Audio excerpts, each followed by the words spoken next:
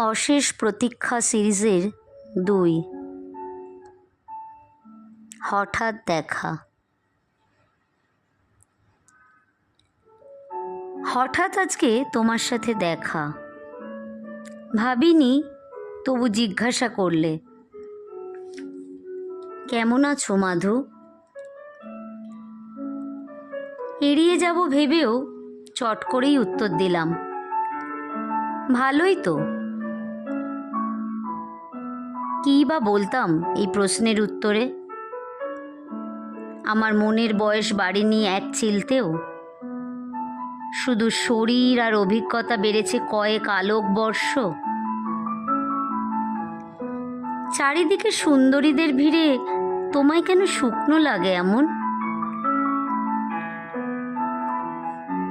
ঠোঁটের কোণে চিলতে হাসি এলো, চোখের কোলের অন্ধকারে তোমার জন্য যে ভালোবাসা, বিরহ আর প্রতীক্ষার কাজল কালো ছাপ।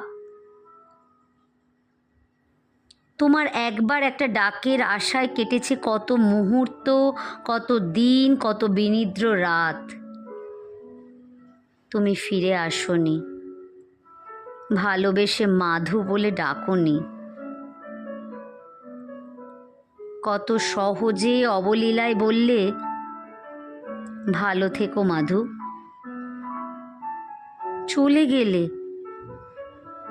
হয়তো এবার চিরদিনের, চিরজীবনের মতন।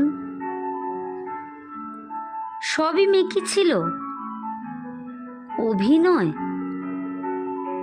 বলেছিলে যে ভালোবাসো আমায়। ভালোবাসা যে এত সহজ নয়, অভ্যাস করতে হয়। গভীরতা মাপতে জানতে না তুমি?